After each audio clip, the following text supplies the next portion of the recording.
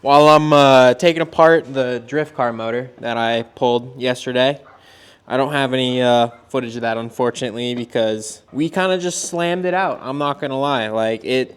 Me and Joe and my buddy Chase, we got it out of the car in like 2 hours. It was insane, honestly. What an effort from the boys.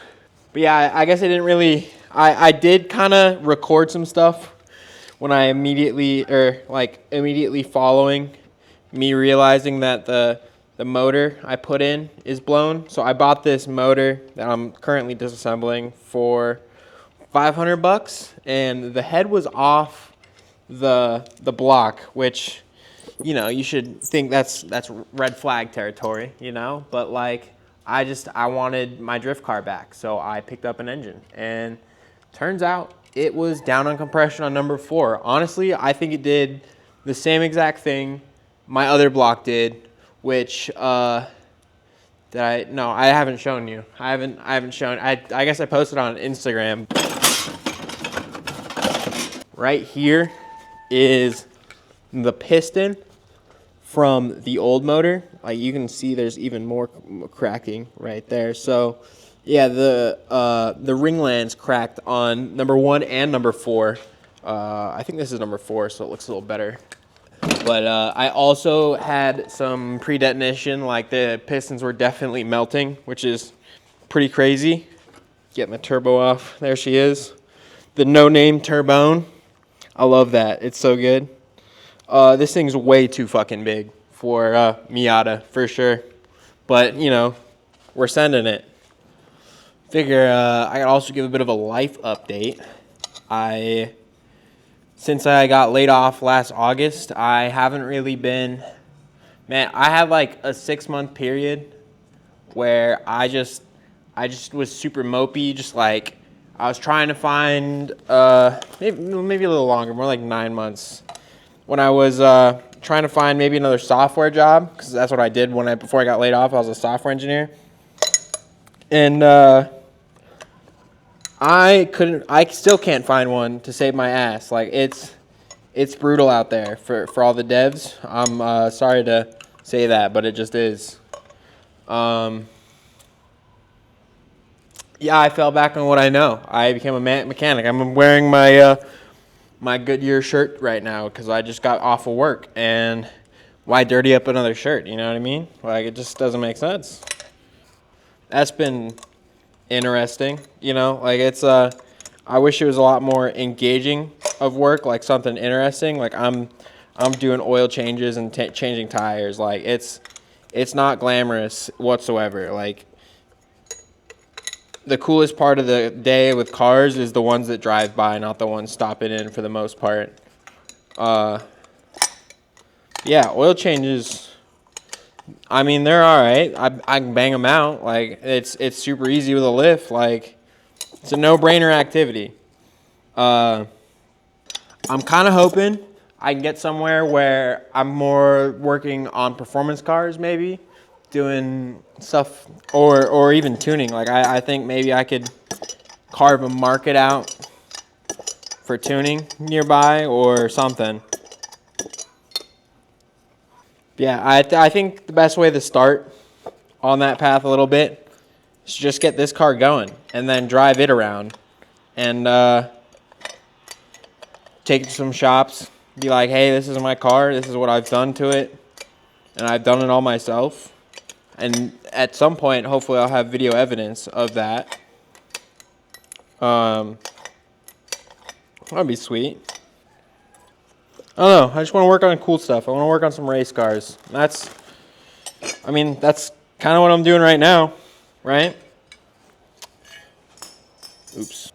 Another thing I discovered, I don't know if that's quite visible, but there is indeed a crack right here in the cast iron manifold I'm using. This is a T3 manifold. That's why the turbo is so big.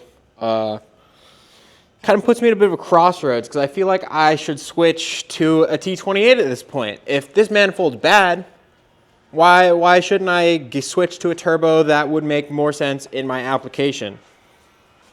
because the T28 or a T25 would just make so much more sense for the power band, where this car is actually like, it isn't in boost until like 4,000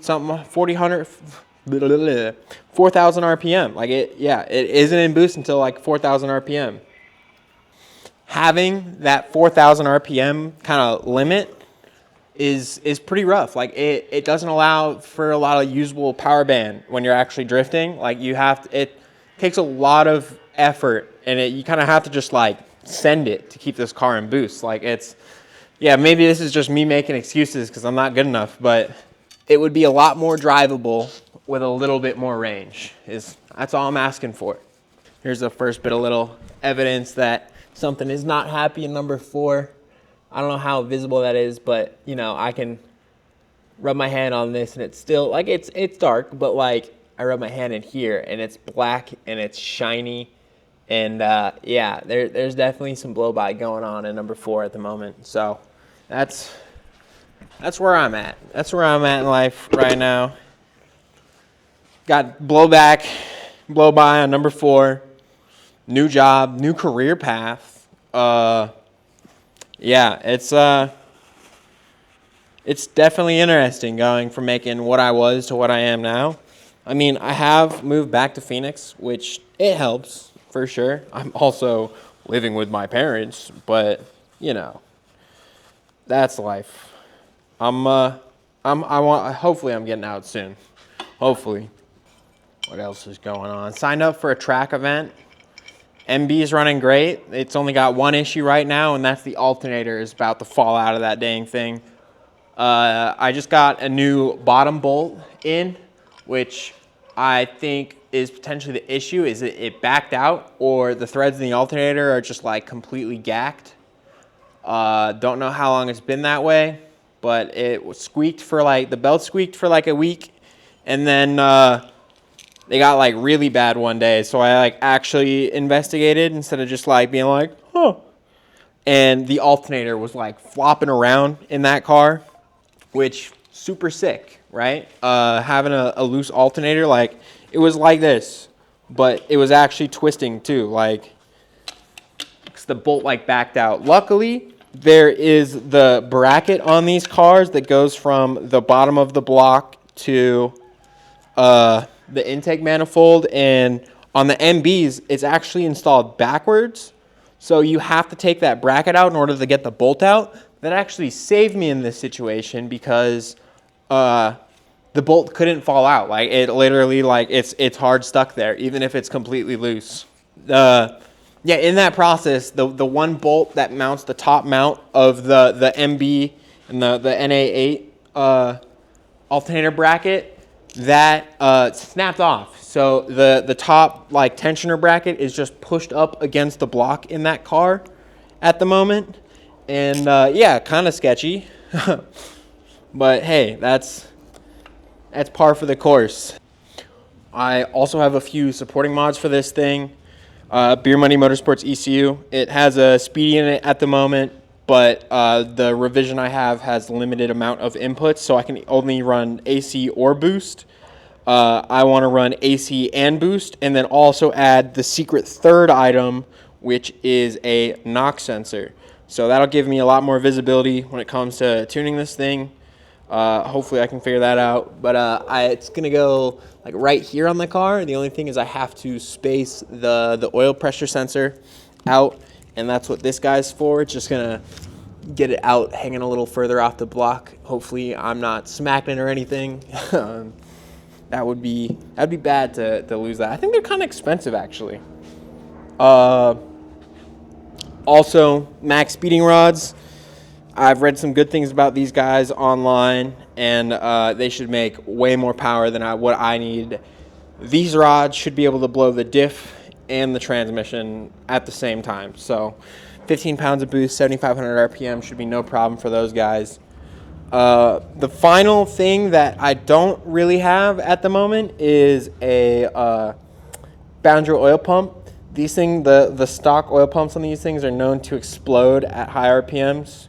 So I'm going to get ahead of the game, and I'm going to get the stage 2 guy because these also have oil squirters in them, which squirt oil up into the piston.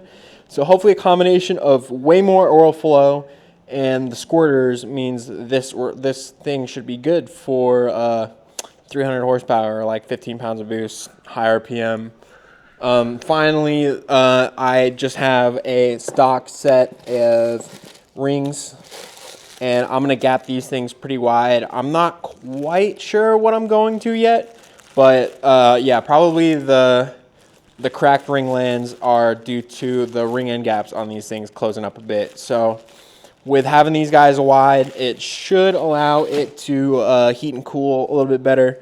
And hopefully that's a recipe to rip. I think that's my my budget build plan at the moment. I've kind of been tossing up forged pistons, but they're pretty fucking expensive for the 1.6, and all the other parts, the boundary oil pump and the rods, are transferable. So if I ever get a 1.8 block, I can throw all those parts in that and then do 1.8 things. But you know, I'm a little fond to the 1.6. The 1.6.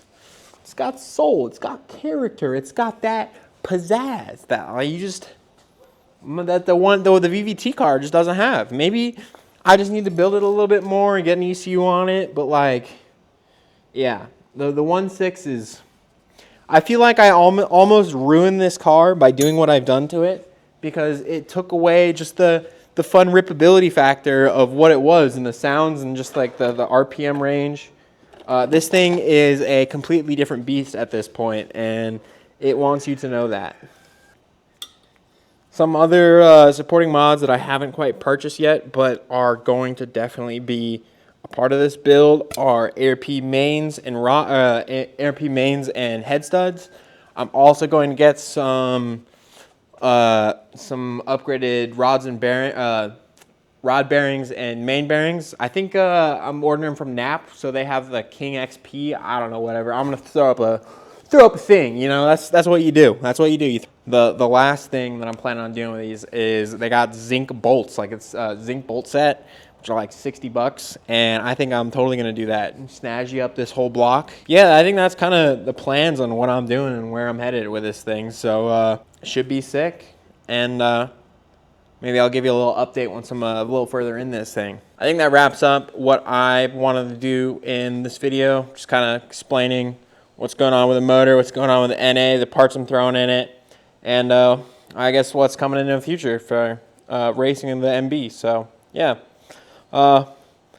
Next video, I think I am going to get this thing back together. I need to order some parts, and we'll see where it goes from there. So yeah, stay tuned, hit the subscribe, do all the things, you know, like like, share it with your friends, share it with your grandma. You know, your grandma really needs to see this. So yeah, peace.